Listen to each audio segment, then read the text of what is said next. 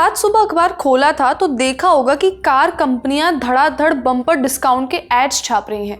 GST की rates तो 22 सितंबर से चेंज होने वाली हैं, तो आखिर कंपनियां इतनी जल्दी छूट क्यों दे रही हैं? कोई बड़ी दिक्कत तो नहीं आ गई? सिर्फ कार कंपनियां ही नहीं, छोटे दुकानदार और कारोबारी भी उलझन में हैं, जिनके पास पुराना स्टॉक है और जिन पर पुरानी कीमत छपी है। 22 सितंबर के बाद उस सामान का क्या होगा? सरकार पुराने स्टॉक की कीमतें कैसे तय करेगी? इसका क्या कोई नया फॉर्मूला सोचा जा रहा है? इंश्योरेंस कंपनियों के इनपुट टैक्स का भी तगड़ा पेच फंस गया है, और इन सब का असर आम आदमी यानी ग्राहकों पर कितना और कैसे पड़ेगा, इसी पर आज होगी चर्चा। तो चलिए शुरू करते हैं। नमस्ते, मेरा नाम है श्रुति और आप देख रहे हैं ललन टॉप का डेली फाइनेंशियल बुलेटिन खर्चा पानी। Brought to you by Mrs. Bectors. Mrs. Bectors Cremica Non-Stop Biscuits. Crunchy Jeera Bite, Non-Stop Delight.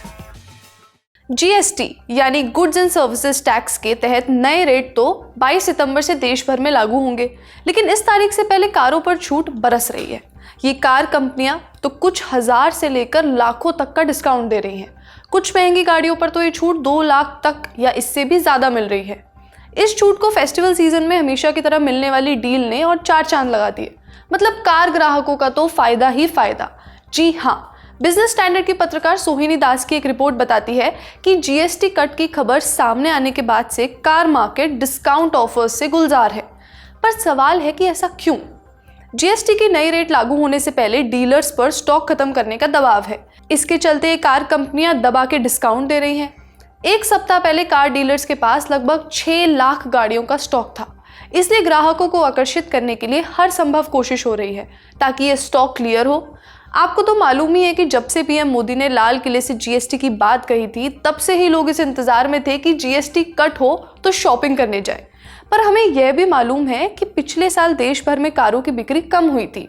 Federation of automobile dealers association यानी FADA ने अगस्त 2024 में घोषणा की थी कि देश भर में डीलरशिप्स पर पैसेंजर कार्स का स्टॉक काफ़ी ज़्यादा बढ़ गया है। इसका मतलब बिक्री कम हुई है।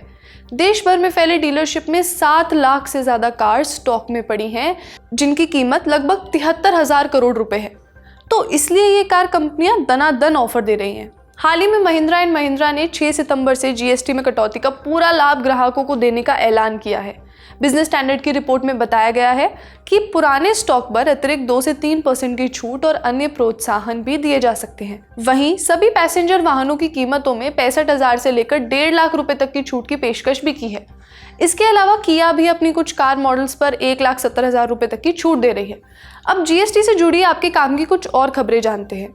कुछ दुकानदारों को ये डर है कि पुराना स्टॉक नहीं निकल पाया तो उन्हें घाटा होगा, क्योंकि इन प्रोडक्ट्स पर पुराने जीएसटी रेट के हिसाब से टैक्स तो लग गया है। लेकिन अब इस मामले में सरकार राहत देने पर विचार कर रही है।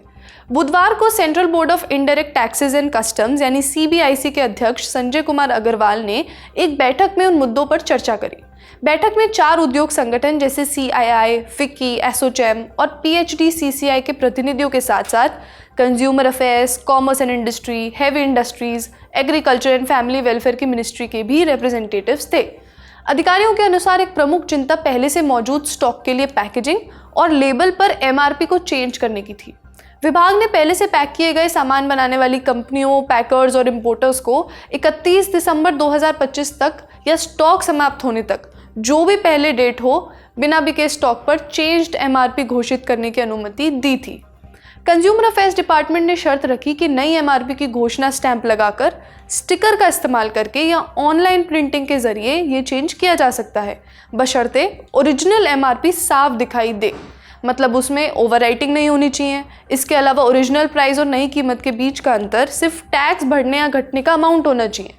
इसके अलावा प्रोडक्ट बनाने वाली कंपनियां, पैकर्स या इंपोर्टर्स को एक या एक से ज़्यादा न्यूज़पेपर्स में कम से कम 2 एड्स डालने होंगे और इस बदलाव की जानकारी डीलरों और सरकार को नोटिस जारी करके देनी होगी। हालांकि इन एसोसिएशंस ने रिक्वेस्ट किया है कि उन्हें इन तीनों शर्तों में से केवल एक मानने की परमिशन दी जाए। अधिकारियों ने बताया कि वे इस रिक्वेस्ट पर विचार भी करेंगे। वहीं जीएसटी के लागू होने के बाद उठ रही चिंताओं के बीच कंपनियां जीएसटी दरों में कटौती का लाभ लोगों तक पूरी तरह से पहुंचाएंगी कि नहीं, इसको भी लेकर फाइनेंस मिनिस्ट्री के रेवेन्यू डिपार्टमेंट ने अपने क्षेत्रीय अधिकारियों को एक चीज़ बोली है। बोला गया है कि जीएसटी दरों में कटौती से पहले और बाद में वस्तुओं की कीमतों में आए बदलाव पर हर महीने एक डेटा रिपोर्ट तैयार की जाएगी। इंडियन एक्सप्रेस की पत्रकार आंचल मैगजीन की रिपोर्ट में ये जानकारी दी है। जीएसटी की नई दरें 22 सितंबर से प्रभावी होंगी। इसमें जिन खाद्य पदार्थों पर रखी जाएगी उनमें से कुछ का नाम बताती हूँ। कंडेंस्ड मिल्क, मक्खन, पनीर, घी, अल्ट्रा हाई टेम्परेचर मतलब UHT milk, dry fruit, chocolate, biscuit, cookies, cornflakes, soya milk drinks, tomato ketchup, jam, ice cream, cake, पीने का पानी, ये सब शामिल है।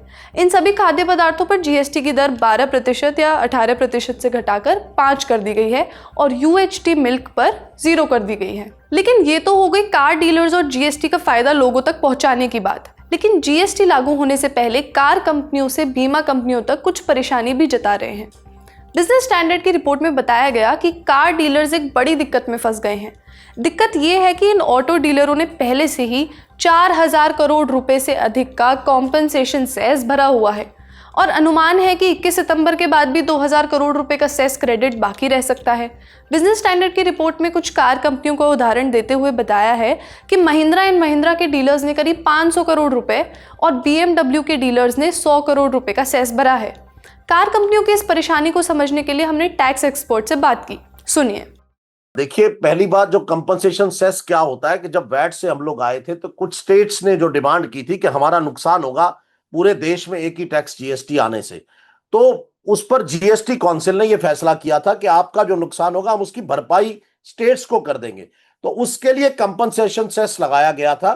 तो अगर मैं ये कहूं कि ये बैंडेड की तरह था और ये टैक्स नहीं था, टैक्स पॉलिसी का पार्ट ही नहीं था, तो एक दिन तो इसको हटना ही था। तो अब सरकार ने हटाने का फैसला कर लिया।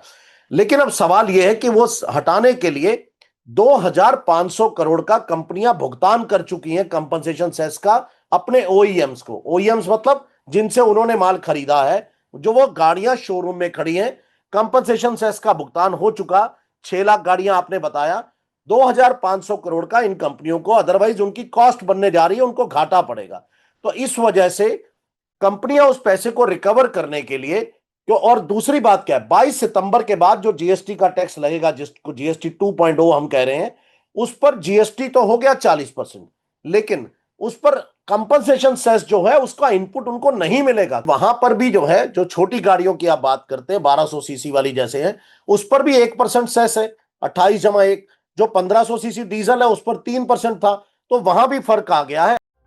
इसी तरह से बीमा कंपनियों के हेड्स ने भी फाइनेंस मिनिस्ट्री को रिक्वेस्ट की है कि नए जीएसटी रेट को प्रोस्पेक्टिव मतलब भविष्य की तारीख से लागू किया जाए और साथ ही रिन्यूअल प्रीमियम्स पर इनपुट टैक्स क्रेडिट की अनुमति दी जाए। 22 सितंबर से कुछ स्वास्थ्य एवं जीवन बीमा पॉलिसीज पर जीएसटी 0 कर दिया जाएगा, लेकिन एजेंट्स को दिए जाने वाले कमीशन जैसे खर्चों पर अभी भी 18% जीएसटी लगता है और उन खर्चों पर आईटीसी ना मिलना मतलब इनपुट टैक्स क्रेडिट ना मिलना कंपनियों के लिए प्रीमियम दरों में कमी लाना मुश्किल बना रहा है। इसे समझने के लिए भी हमने एक्सपर्ट से बात की। सुनिए। जहां तक आप इंश्योरेंस की और बीमा कंपनियों की बात कर रहे हैं, जहां पर लाइफ इंश्योरेंस और मेडिकल इंश्योरेंस दोनों को एग्जम्प्ट कर दिया गया है, आप इसको ध्यान से नोटिस कीजिएगा, इसको एग्जम्प्ट किया गया है, जिससे इस पर टैक्स तो 0% हो गया। तो लेकिन उस पर जो बीमा के जो एजेंट हैं उनको जो कमीशन दी जाती है उस पर जीएसटी वैसे का वैसे ही लगता है। उसके अलावा कंपनियां किराया देती हैं या और ऑपरेशन के जो खर्चे करती हैं वहां पर उनको टैक्स देना पड़ता है, आईटीसी। अब 0% पे इनपुट मना हो गया है। जब इनपुट मना हो गया तो वहां भी जो इनपुट पड़ा हुआ है उनके पास या जो नया इकट्ठा होगा, वो डिमांड कर रही है कि या तो हमको ये रिफंड करिए या हमको इसको सेट ऑफ करने दीजिए, जिससे हम इसको सेट ऑफ करके और उसको पूरा कर सकें। तो ये बीमा कंपनियों की एक डिमांड है कि आपने मेडिकल और वो तो खत्म कर दिया, क्योंकि इसका नुकसान क्या होगा कि आपकी जो इंश्योरेंस कंपनी है, इधर से तो 0% हो गया, कंज्यूमर को फायदा हुआ, लेकिन कंपनी को उसकी कॉस्ट बढ़ गई, जिसकी वजह से ऐसा ना हो कि 2-3% बीमा कंपनियां जो है अपनी कीमत बढ़ा दे और वो कॉस्ट फिर वापस वहीं पहुंच जाए। आज का खर्चा पानी यहीं तक। अपना ख्याल रखिए और देखते रहिए द ललन टॉप। शुक्रिया।